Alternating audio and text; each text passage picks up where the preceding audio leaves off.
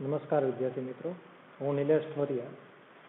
હવે આપણે જે બાયોટેકનોલોજી સિદ્ધાંત અને પ્રક્રિયા એની અંદર આગળના લેક્ચરની અંદર આપણે જોયું હતું કે જે ડીએનએનું અલગીકરણ આપણે કર્યું હતું કે જેની અંદર સૌપ્રથમ આપણે જોયું હતું કે જે કોઈ પણ એકમાંથી સપોઝ ધારો કે આ એ એટલે કે મનુષ્ય લઈ લ્યો અને જે બી એટલે કે જે બેક્ટેરિયા લઈ લ્યો. તો પહેલા આપણે જોયું હતું કે મનુષ્યમાંથી આપણે જે એક જીન બહાર કાઢવું છે જે શું ઉત્પન્ન કરે, ઇન્સ્યુલિન પ્રોડ્યુસ કરે. હવે આ જે જીનને આપણે શું કરવાનું છે, આ જે જીન આપણે બહાર કાઢ્યું એ જીનને આપણે બેક્ટેરિયામાં દાખલ કરવાનું. તો એના માટેના પહેલી જે પદ્ધતિ આપણે જોઈ હતી કે જે આપણે મનુષ્યમાંથી બહાર કાઢી શકો, ફૂગમાંથી બહાર કાઢ્યું જેમાંથી કાઢી શકો, વનસ્પતિ, બેક્ટેરિયા, XYZ. તો એના માટે એના જે અંદરના ભાગ, કેમ કે જે ડીએનએનો ભાગ એ ક્યાં હશે, કોષની અંદર કોષ કેન્દ્ર, એની અંદર રંગસૂત્ર, એની અંદર ભાગી જોવા મળશે. તો પેલા આપણે શું કર્યું હતું, એના અલગ અલગ ભાગને તોડી નાખ્યા હતા. ધારો કે ફૂગમાંથી તમારે બહાર કાઢવું હોય તો ફૂગની દિવાલ કેની હોય, કાઇટિન, તો એને તોડવું પડે, કાઇટિનેઝ, વનસ્પતિ, સેલ્યુલોઝ, બેક્ટેરિયા જે પેપ્ટિડોગ્લાયકેન, લાઇસોજાઇમની મદદથી. તો એ બધા ભાગને તોડ્યા. પછી પ્રોટીન, જે લિપિડ, ત્યાર પછી આરએનએ, એ બધા ભાગને તોડી અને એ બધા ભાગને એક માધ્યમમાં દાખલ કર્યો, ઠંડો ઇથેનોલ દાખલ કર્યો, મતલબ દારૂ નાખ્યો અંદર. દારૂ નાખ્યા પછી શું થઈ ગયું કે બધા ટુકડા નીચે રહી ગયા, ઉપરનો ટુકડો જે મળ્યો આપણને એ શું હતો, આપણો જે ડીએનએનો ભાગ. હવે જે ડીએનએ આપણને મળ્યો હતો એ આ રીતના સ્વરૂપમાં હતો, જેની અંદર જે આપણે જરૂરી જે ટુકડો હતો એ ક્યાં હતો, એની અંદર હતો. તો એના માટે આપણે શું કર્યું, રિસ્ટ્રિક્શન એન્ડોન્યુક્લિયસની મદદથી એને અલગ અલગ ભાગમાં ટુકડા કર્યા. હવે જે ટુકડા થયા એમાંથી આપણે ડીએનએને કેવી રીતે અલગ કરી શકીએ, તેના માટેની જે ગયા લેક્ચરની અંદર આપણે એક આખી પદ્ધતિ જોઈ ગયા. જે પદ્ધતિ હતી ડીએનએ ખંડનું પૃથ્થકરણ અને અલગીકરણ, કે જેમાં પદ્ધતિ નામ એનું જેલ ઇલેક્ટ્રોફોરેસિસ, કે જેની અંદર આપણે શું કર્યું હતું, એક જેલનો ઉપયોગ કર્યો હતો. જે જેલનું નામ શું હતું, એગેરોસ જેલ, જેની અંદર ખાડા કરી નાખ્યા હતા ખૂબ. હવે એની અંદર આપણે ટુકડા બધા દાખલ કરી દીધા. બે બાજુ શું કરી દીધું, વિદ્યુત ક્ષેત્ર પ્લસ અને માઇનસ ચાર્જ. કેમ કે ડીએનએ કયો ઋણ વીજભાર ધરાવતો, સ્વાભાવિક એ ધન વીજભાર તરફ ગતિ કરશે, જેમાં મોટો ટુકડો નજીક રહેશે અને નાનો ટુકડો ધન તરફ ગતિ કરશે. મોટો ટુકડો જેના બેઝ પેર વધારે હોય, નાનો ટુકડો જેના બેઝ પેર ઓછા હશે. એમાંથી આપણે જોયું હતું કે હવે અત્યારે તો એ દેખાય નહીં, રંગવિહીન હતા. ત્યાર પછી એની અંદર એક અભિરંજક એડ કર્યો, કયો, ઇથિડિયમ બ્રોમાઇડ. હવે ઇથિડિયમ બ્રોમાઇડ એડ કર્યા પછી પણ આપણને નહોતો દેખાતો, તો શું કર્યું, યુવી લેમ્પ એમાં દાખલ કર્યો, જેથી શું નારંગી રંગના અભિરંજિત થઈ ગયા, જે ચળકતો નારંગી રંગ, જેમાંથી આપણો ટુકડો લઈ આપણે અને એ ટુકડો સાથે શું આવી ગયું હતું, એગેરોસ જેલ. હવે એ ટુકડા અને એગેરોસ જેલને અલગ કરવાની એક પદ્ધતિ, જેને આપણે શું કીધું હતું, છાલન, ઇલ્યુશન. ત્યારે એમાંથી આપણને આ ટુકડો અલગ થઈ ગયો આપણો. હવે એ અલગ ટુકડાને આપણે શું કર્યું હતું, વાહક સાથે જોઈન્ટ કરી દીધો હતો. જે વાહક જે આપણને કેમાંથી મળશે, જે બેક્ટેરિયાનો ભાગ લઈ લે, જે ઇકોલાઈ બેક્ટેરિયા લઈ, રાઈટ. હવે એની અંદર આ તો મુક્ત એના જે રંગસૂત્ર હશે. હવે આની અંદર શું હશે, અહીંયા પ્લાઝમિડ હશે, વલયાકાર ડીએનએ, જેને આપણે પ્લાઝમિડ કહી શકીએ. તો વાહક તરીકે આપણે શેનો ઉપયોગ કરશું, પ્લાઝમિડનો. તો આ એક પ્લાઝમિડ લઈ લઈએ અહીંયા આપણે. હવે આ જે પ્લાઝમિડની અંદર આપણે શું કરવાનું, આપણે ડીએનએને દાખલ કરવાનું. તો એના માટે શું કરવું પડશે, પ્લાઝમિડને તોડવું પડશે. અને ડીએનએનો, કેમ કે ડીએનએ આખો સળંગ ભાગ હશે, એને તોડવામાં આવશે. એ આગળ આપણે લઈશું. તો એને તોડવા માટે પણ ઉત્સેચક, જેને આપણે શું નામ આપ્યું, રિસ્ટ્રિક્શન એન્ડોન્યુક્લિયસ.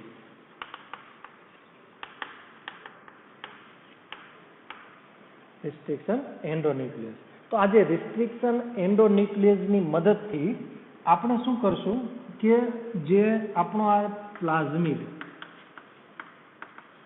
જે આપણો પ્લાઝમિડ છે, તો એ પ્લાઝમિડને આપણે બ્રેકડાઉન તોડશું. હવે જે ઉત્સેચકનો તમે ઉપયોગ કરશો, સમજો જે ઉત્સેચકનો ઉપયોગ કરશો કે પ્લાઝમિડને તોડવા માટે, એ જ ઉત્સેચક આપણે કેનો ઉપયોગ કરશું કે આપણા જે જીનને તોડવા માટે. સપોઝ ધારો કે એક ઉત્સેચક લઈ ઇકો R1, શું કામ આને ઇકો R1 એ સમજીએ આપણે. તો ઇકો R1 જે ઉપયોગ લઈ અને આપણે ડીએનએને તોડશું, આપણે એ જ ઉત્સેચકથી કેને તોડવાનું? પ્લાઝમિડને. પ્લાઝમિડને તોડશો તો એનો ટુકડો થઈ જશે આ રીતે, અને એ ટુકડામાં આપણો જે ભાગ દાખલ કરી દઈશું. રેડી? મતલબ શું કે જે ડીએનએનો ટુકડો હોય અને જે પ્લાઝમિડ હોય, તો બંનેને તોડવા માટે એક જ, બે માટે કોમન એક જ ઉત્સેચકનો ઉપયોગ કરવામાં આવે. શું કામ એક જ કરવામાં આવે? આ જે લેક્ચરની અંદર આપણે શીખવાનું. ક્લિયર આટલું? આમાં કોઈને હવે આગળ વધીએ. એમાં જે એક જ ઉત્સેચકથી જનીન અને પ્લાઝમિડને તોડવામાં આવે, તો એ જે રિસ્ટ્રિક્શન એન્ડોન્યુક્લિયસ, શું કામ એક જ? કેમ બીજો નહીં? ધારો કે બીજો લઈએ આપણે HindII. તો HindII કેમ નહીં? કેમ કે આને HindII થી કાપો અને ઇકો R1 થી, તો બે અલગ અલગથી કાપો અને જોઈન્ટ નહીં થાય. શું કામ નહીં થાય? તો એ આખો ટોપિક આપણે આ જે ચેપ્ટરની અંદર આ લેક્ચરની અંદર આપણે અભ્યાસ કરશું.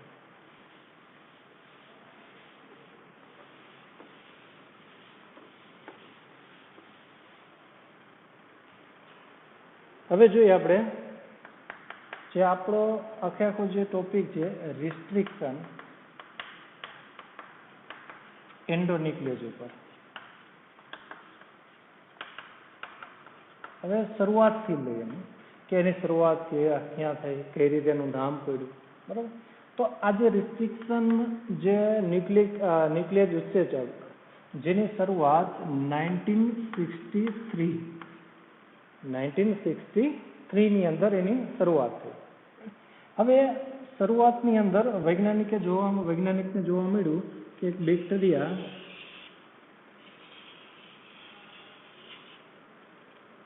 એનું જે જનીન દ્રવ્ય,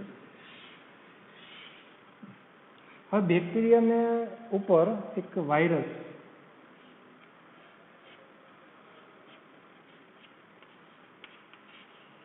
દાખલ થયો. બેક્ટેરિયાને જે વાયરસ અસર કરે એને આપણે શું કહીએ? બેક્ટેરિયોફેજ.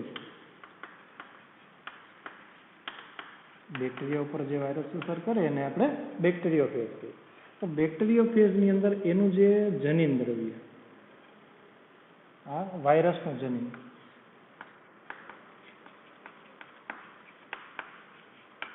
અને આ કેનું? બેક્ટેરિયાનું જનીન.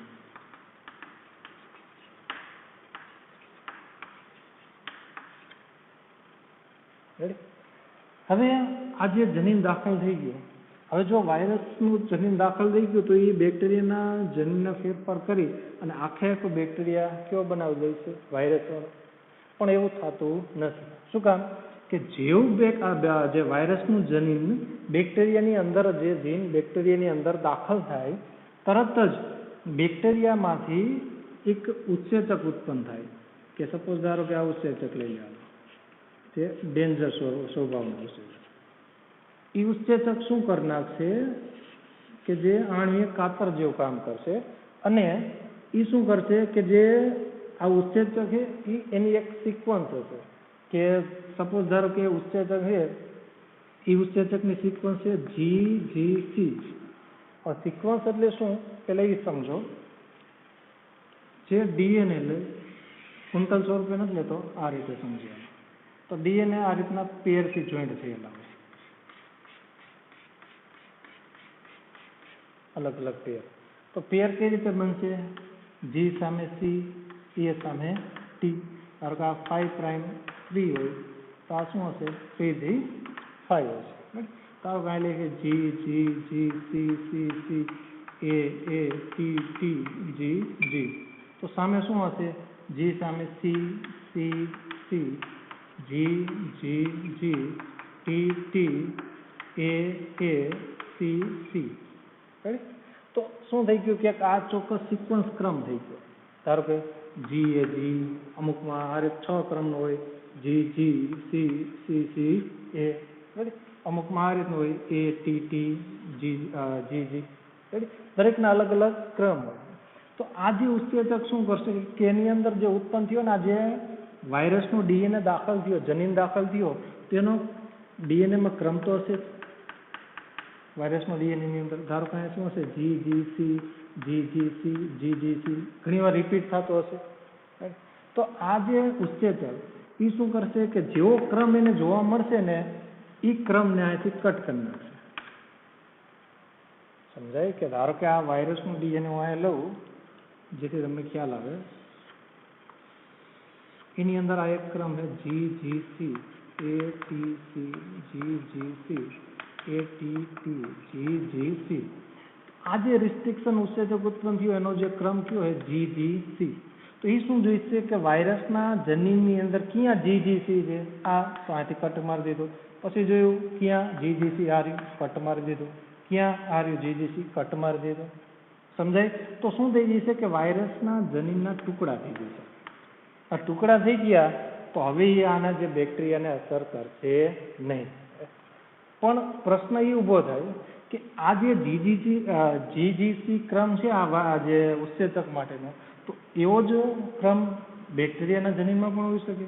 ધારો કે આ લઈ લ્યો GGC, આ જ રિપીટ થાય GGC, આ રિપીટ થાય GGC, આ રિપીટ થયો GGC. રેડી? તો હવે શું કરશે, આને કટ કરે તો આને કટ કરવા જઈશે, પણ એને કટ નથી કરી શકતા. શું કામ? કેમ કે એની સાથે બીજો એક સમૂહ ઉત્પન્ન થાય, કયો? મિથાઇલ સમૂહ. એ શું થઈ છે, આ સિક્વન્સ સાથે જોઈન્ટ થઈ જાય.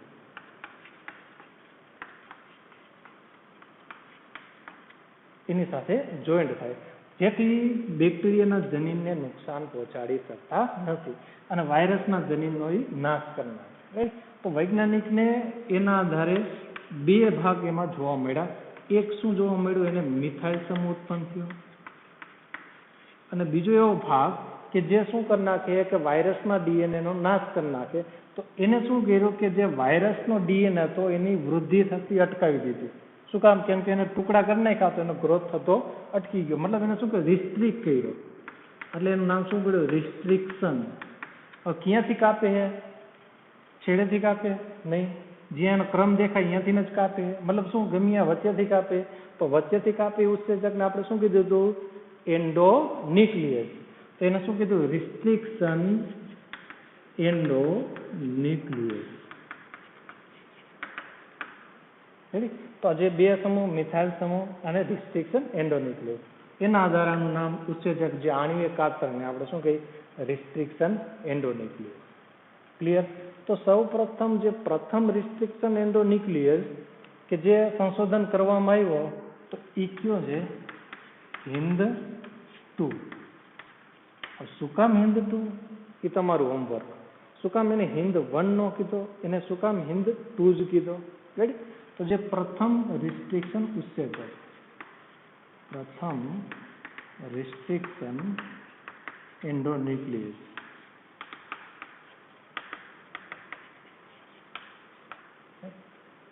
હવે આ જે HIND-2, તો HIND-2 નો પણ જે આપણે વાત કરી કે જે દરેક રિસ્ટ્રિક્શન એન્ડોન્યુક્લિયસ હોય તો દરેક માટે એક ચોક્કસ ક્રમ હોય, જે એક ચોક્કસ સિક્વન્સ હોય. જેમ આપણે વાત કરી અને GGC એક સિક્વન્સ હોય, અમુકમાં શું હોય GGC, CCA, અલગ અલગ સિક્વન્સ હોય. તો જે HIND-2 માટે પણ એક જે ચોક્કસ ક્રમ, કેટલા, 6 બેઝનો એક ચોક્કસ ક્રમ હોય. 6 બેઝનો એક ચોક્કસ ક્રમ. જસ્ટ સમજવા માટે ધારો કે GGCCC, તો નીચે શું હશે, CCCGGG. આ એક જોડ સ્વરૂપે. તો એ 6 બેઝનો એક ચોક્કસ ક્રમ થઈ ગયો. તો આ ક્રમ એનો કયો ક્રમ થઈ ગયો, ઓળખ ક્રમ થઈ ગયો, આઈડેન્ટિફિકેશન. એમ કે જ્યાં આ ક્રમ જોવા મળશે અહીંયા જ શું કામ કરશે, HIND-2. જો એની જગ્યાએ આવું જોવા મળશે ATCG, TAGCT. રેડી? તો આ રીતનું જે જોવા મળશે અહીંયા HIND-2 કામ કરશે નહીં. તો એના માટેનો જે ઓળખ ક્રમ વાળું ઉત્સેચક હશે એ જ અહીંયા કામ કરશે. ક્લિયર? તો આ એનો શું થઈ ગયો, દરેક રિસ્ટ્રિક્શન એન્ડોન્યુક્લિયસ માટે પોતાના ઓળખક્રમ કેવા હોય? અલગ અલગ હોય. બધાના એક સરખા ઓળખક્રમ જોવા મળે નહીં. ક્લિયર આટલું? રેડી? આપણે જોઈ ગયા રિસ્ટ્રિક્શન એન્ડોન્યુક્લિયસ નામ કઈ રીતે પડ્યું? સૌપ્રથમ 1936માં વૈજ્ઞાનિકે જોવા મળ્યું એને કે કોઈ એક બેક્ટેરિયા હતા, એ બેક્ટેરિયા ઉપર શું કર્યું? વાયરસ અસર કર્યો. તો એ વાયરસનું નામ આપ્યું બેક્ટેરિયોફેજ. વાયરસનું જીન ક્યાં દાખલ થઈ ગયું? બેક્ટેરિયામાં. હવે જો જીન ડાયરેક્ટ આમાં કન્વર્ટ કરી નાખે, બેક્ટેરિયાનું જનીનનું જીન વાયરસના જનીનમાં રૂપાંતર કરે, તો આખો જે બેક્ટેરિયા એ વાયરસમાં કન્વર્ટ થઈ જાય. પણ એવું થતું નથી. શું કામ? કેમ કે બેક્ટેરિયામાંથી એક ઉત્સેચક ઉત્પન્ન થાય જે શું કરશે કે આ જે ભાગને તોડી નાખે. તો એ તોડશે કઈ રીતે? કેમ કે વાયરસની અંદર એના જે જીનની સિક્વન્સ હશે, તો એની જે રિસ્ટ્રિક્શન એન્ડોન્યુક્લિયસ જે ઉત્સેચક ઉત્પન્ન થયું એની પણ અમુક સિક્વન્સ હશે. એ સિક્વન્સ જેવી આમાં જોવા મળશે, તરત જ એ સિક્વન્સ વાળા ભાગને કાપી નાખશે. હવે કાપી નાખશે તો એના શું થઈ ગયા? નાના નાના ટુકડા, સ્પીસીસ થઈ ગયા, ટુકડા થઈ ગયા. તો એ ટુકડા હવે કાંઈ અસર કરશે નહીં. પણ સામે પ્રશ્ન પણ એ ઊભો થઈ છે કે આ જે ઉત્સેચક કેને અસર કરશે? બેક્ટેરિયલના જીનને પણ અસર કરશે. તો એમાં પણ એ જ ક્રમ રિપીટ થતો હશે. રેડી? તો એને અસર ન થાય એના માટે એમાંથી બીજો એક સમૂહ ઉત્પન્ન થાય. કયો? મિથાઇલ. જે જેનો ક્રમ હશે એ ક્રમ સાથે મિથાઇલ સમૂહ એની સાથે જોઈન્ટ થઈ જાય. હવે એની સાથે જોઈન્ટ થઈ ગયો તો એ ભાગને કટ કરી શકશે નહીં. જેથી બે ભાગ ઉત્પન્ન થઈ ગયા. એક મિથાઇલ સમૂહ, બીજું આ ભાગને કાપતો. મતલબ શું કે આની ગ્રોથ, વૃદ્ધિને અટકાવે માટે એને નામ આપ્યું રિસ્ટ્રિક્ટ. તો એને રિસ્ટ્રિક્શન વચ્ચેથી કાપે માટે એને એન્ડોન્યુક્લિયસ. ન્યુક્લિયસ મતલબ શું કે આખે આખો ભાગ એટલે શું? એ ન્યુક્લિક એસિડ. ન્યુક્લિક એસિડને કાપે એટલે એને શું કીધું? ન્યુક્લિયસ કહી શકીએ. આ રીતે એનું નામ પડ્યું રિસ્ટ્રિક્શન એન્ડોન્યુક્લિયસ. ક્લિયર? ત્યાર પછી સૌ પ્રથમ રિસ્ટ્રિક્શન એન્ડોન્યુક્લિયસ કયો જોવા મળ્યો? HindII, જે 5 વર્ષ પછી સંશોધન થયો, જે પ્રથમ રિસ્ટ્રિક્શન એન્ડોન્યુક્લિયસ કહી શકી. તો એનો જે 6 બેઝ વાળો એક ચોક્કસ ક્રમ, જસ્ટ આ તો તમને સમજવા માટે આપ્યો છે કે જે GG આ એનો ક્રમ છે. આવો જે ક્રમ જોવા મળશે અહીંયા જ કટ કરશે ડીએનએ ને, બાકી કટ કરી શકશે નહીં. ધારો કે બીજો ક્રમ છે, એ જો ક્રમ અહીંયા હશે તો આ HindII કામ કરશે નહીં. તો એ એના માટેનો કયો ભાગ થઈ ગયો? એનો ઓળખ ક્રમ થઈ ગયો. ક્લિયર? તો અત્યાર સુધીમાં 900 થી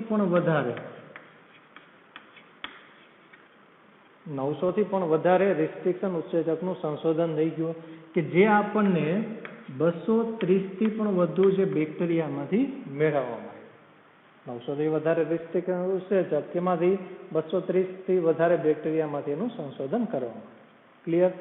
હવે આનું જે નામકરણ, કે જે ઉત્સેચક છે તેને જે નામકરણ કઈ રીતે કરવામાં આવે એ જોઈએ આપણે.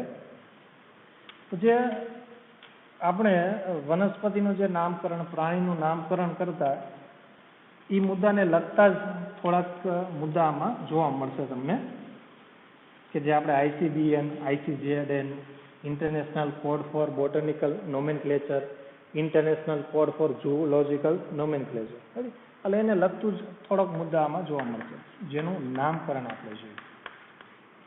તો એની અંદર જે એક બેક્ટેરિયાનું નામ આપેલું E. coli, જે સ્પેલિંગ આનું જોઈ ઇસ્ચેરેસિયા, સ્પેલિંગ થોડોક અટપટો છે.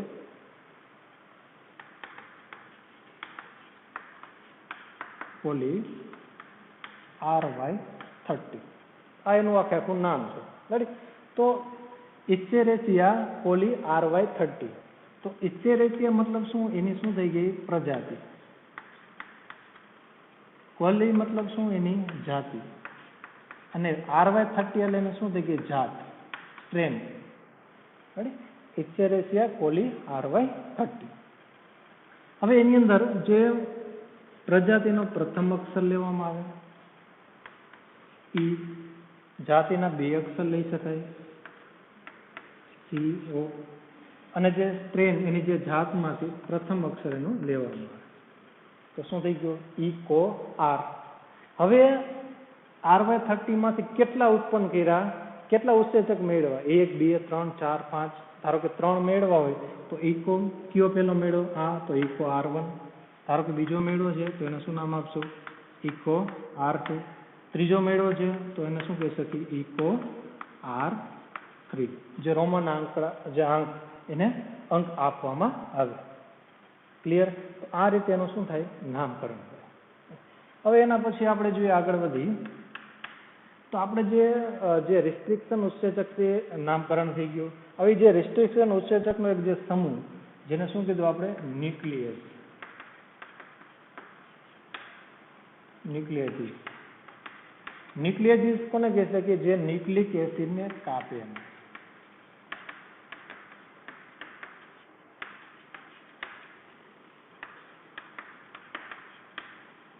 જે ન્યુક્લિક એસિડને કાપતો, જે તોડતો ભાગ, એટલે એને શું કહે? ન્યુક્લિયસ કહી શકીએ. તો ન્યુક્લિક એસિડ જ્યાં આમ જોઈએ તો બે પ્રકારે જોવા મળશે. એક ભાગ લઈ શકો તમે આરએનએ, બીજો ભાગ તમે જોઈ શકો કયો જોવા મળશે? ડીએનએ. એક આરએનએ અને બીજો ડીએનએ.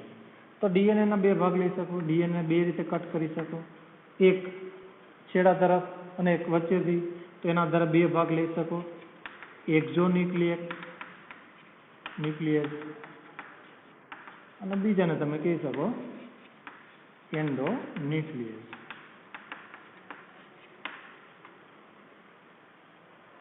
એક જો છેડા ઉપર કટ મૂકે, એન્ડો જે વચ્ચેથી એને કાપવાનું કામ કરે. સપોઝ ધારો કે આ ડીએનએ લઈ લો તમે, એની અંદર આ બધા એના ભાગ બેઝ લઈ લો. તો એક બેઝ અને બીજો બેઝ, આ બે, તો આ બે વચ્ચે જે બંધ હશે, જે ફોસ્ફોડાયસ્ટર બંધથી જોઈન્ટ થાય, આ ન્યુક્લિયોટાઇડ, આ બીજો, ત્રીજો, ચોથો, પાંચમો અલગ અલગ ન્યુક્લિયોટાઇડ હોય. તો હવે શું કરશે એક જો કે એને ક્યાંથી કાપશે? એના છેડા તરફથી કાપશે. ક્યાંથી? છેડા તરફથી. અને આ ક્યાંથી કાપશે? એને વચ્ચેથી. છેડા તરફથી એટલે આ એક ન્યુક્લિયોટાઇડ દૂર કરશે, આથી બીજો ન્યુક્લિયોટાઇડ, ત્રીજો, ચોથો, પાંચમો, આ રીતે અલગ કરશે. જ્યારે એન્ડો શું કરશે? ડાયરેક્ટ વચ્ચેથી આવી આ ટુકડાને કાપી નાખશે. ધારો કે ભાઈ આ ટુકડો કાપવો છે, તો આ ટુકડાને અહીંથી કટ કરી નાખશે, અહીંથી આ ટુકડાને કટ કરી નાખશે. રેડી? તો વચ્ચેથી એ ટુકડાને કટ કરશે. જે એન્ડોન્યુક્લિયસ જે વચ્ચેથી કટ કરશે તો એ કેની સાથે સંકળાયેલું છે? શર્કરા અને ફોસ્ફેટ. તો શર્કરા અને ફોસ્ફેટ વાળા બંધને તોડશે. અને ફોસ્ફેટ, શર્કરા અને ફોસ્ફેટનો જે બંધ જોઈન્ટ થયો હતો એ ભાગને તોડવાનું કામ એન્ડોન્યુક્લિયસ દ્વારા કરવામાં આવશે. હવે આપણે એમ જોઈએ કે તોડે છે બરોબર, હાલો વચ્ચેથી તોડી નાખે, પણ એના માટે એને જે આપણે વાત કરી હતી કે જે સિક્વન્સ હોય, કેમ કે ગમે ત્યાંથી તોડી ન શકે. જેમ આપણે વાત કરી હતી ઇકો R1, તેનો ચોક્કસ ક્રમ હોય. એ જ રીતે બીજો એક ક્રમ હિન્દ 2 લીધું આપણે, તેનો અલગ ક્રમ હોય. સાલ 1 જે સમથિંગ લઈ શકો તમે, એક ઉત્સેચક, તો એનો પણ એક પર્ટિક્યુલરલી ચોક્કસ ક્રમ હોય. તો એ ક્રમ એને જોવા મળશે, તો એ ક્રમના આધારે જ એને શું કરશે? તોડશે. બાકી એમનો તોડી શકે નહીં. તો હવે એને ક્રમ ઓળખવો કઈ રીતે? કે આ એનો સિક્વન્સ ક્રમ છે. રેડી? તો એ ઓળખવા માટે એક પેલિન્ડ્રોમિક ન્યુક્લિયોટાઇડ શૃંખલા એમાં જોવા મળે. તો એ આપણે પેલિન્ડ્રોમિક શૃંખલા, પેલિન્ડ્રોમિક ન્યુક્લિયોટાઇડ શૃંખલા, પેલિન્ડ્રોમિક ન્યુક્લિયોટાઇડ શૃંખલા. આ પેલિન્ડ્રોમિક ન્યુક્લિયોટાઇડ શૃંખલા કોને કહેવાય? કે જેની અંદર એનો જે સિક્વન્સ ક્રમ હોય ને એ ક્રમ રિપીટ થતો હોય. જેનો સિક્વન્સ ક્રમ હોય એ રિપીટ થતો હોય એને આપણે શું કહીએ? પેલિન્ડ્રોમિક ન્યુક્લિયોટાઇડ શૃંખલા આપણે કહી શકીએ. કઈ રીતે રિપીટ થાય જોઈ લઈએ આપણે. સપોઝ ધારો કે એક ઉદાહરણ લઈ, જેમાં ઉદાહરણ તમને ટેક્સ્ટ બુકમાં આપેલું છે. ઉદાહરણ તરીકે મલયાલમ. મલયાલમ તમે આ રીતે વાંચો તોય મલયાલમ થાય, અહીંથી વાંચો તો પણ મલયાલમ. રેડી? તો બે બાજુથી વાંચો તો એનો જે મતલબ તો એક જ થાય. એવી શૃંખલાને શું કહેવાય? પેલિન્ડ્રોમિક શૃંખલા કહેવાય. આ તો આપણે જસ્ટ એક ઉદાહરણ લીધું. હવે આપણે જે બેઝ પેરના આધારે ઉદાહરણ જોઈએ. સપોઝ ધારો કે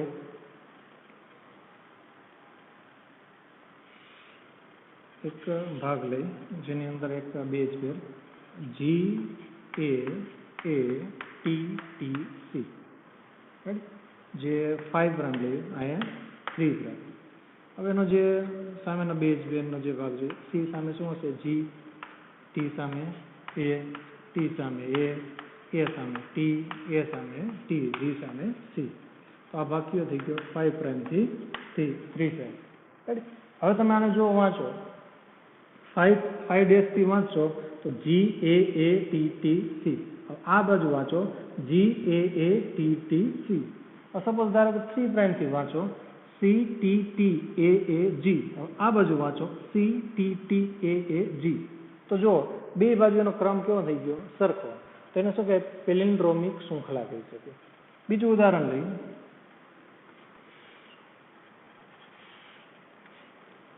ધારો કે આ રીતે લઈએ G G G C C C. 5 prime લ્યો, 3 પ્રાઇમ લ્યો. હવે એને સામે જુઓ, સી સામે શું હશે? G G G C C C. Right. હવે આમાં જુઓ 5 પ્રાઇમથી 3 પ્રાઇમ. ક્લિયર? હવે આને વાંચીએ આપણે 5 ડેશથી વાંચીએ તો જી G G C C C. હવે આ બાજુ વાંચીએ 5 થી જી G G C C C. સરખું. સેમ વસ્તુ 3 પ્રાઇમથી વાંચો C C C G G જી. સેમ વસ્તુ આમાં C C C G G જી. રેડી? તો આ શૃંખલાને શું કહે છે કે આપણે પેલિન્ડ્રોમિક શૃંખલા કહે છે. હજી એક ઉદાહરણ લઈએ જેથી તમને થોડો આઈડિયો આવે.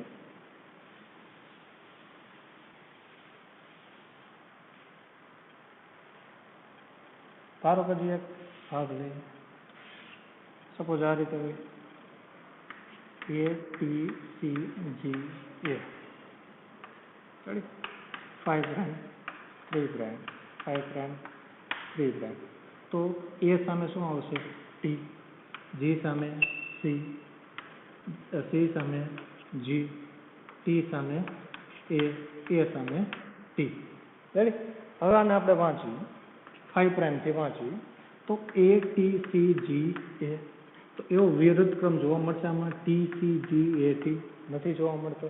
તો આ જે શૃંખલાને પેલિન્ડ્રોમિક શૃંખલા આપણે કહી શકીએ નહીં. તો આપણો રિસ્ટ્રિક્શન ઉત્સેચક ક્યાંને ઓળખશે? જે રિપીટ ક્રમ થતો હોય એને. રેડી? તો સરળતાથી એને કાપી શકે. ક્લિયર? તો આ બે પેલિન્ડ્રોમિક શૃંખલા થાય છે, આ પેલિન્ડ્રોમિક શૃંખલા થતી નથી. હવે જે આપણો જે રિસ્ટ્રિક્શન એન્ડોન્યુક્લિયસ છે, તો એ રિસ્ટ્રિક્શન એન્ડોન્યુક્લિયસ શું કરશે? આ શૃંખલાને કાપે. તો બે શક્યતા ખરી એન્ડોન્યુક્લિયસ કાપવાની. એક શું કરશે કે સેન્ટરમાંથી કટ મૂકશે. બીજું શું થશે? એક કટ અહીંયા મૂકશે અને એક કટ આ બાજુ મૂકશે. આ પેલું જોઈએ કે સેન્ટરમાંથી કટ મૂકે તો શું થશે? તો સેન્ટરમાંથી કટ મૂકે તો એમાં આ રીતના બે ભાગ છૂટા પડી જશે. એમાં આ ભાગ જી જી જી અને સી સી સી. આમાં શું હશે? સી સી સી અને શું હશે? જી જી જી. રેડી? આ રીતના બે ભાગ અલગ થઈ ગયા. હવે સાઈડમાંથી કટ મૂકશે તો શું પોઝિશન થાય? જો કે આટલો ભાગ અહીંયાથી શું થશે? આ ભાગ અહીંયાથી નીકળી જાય. અહીંયાથી આ કટ મૂકે તો આટલો ભાગ નીકળી ગયો. એ ભાગ આમ વયો ગયો, આ ભાગ આ બાજુ વયો ગયો. જોઈ લઈએ.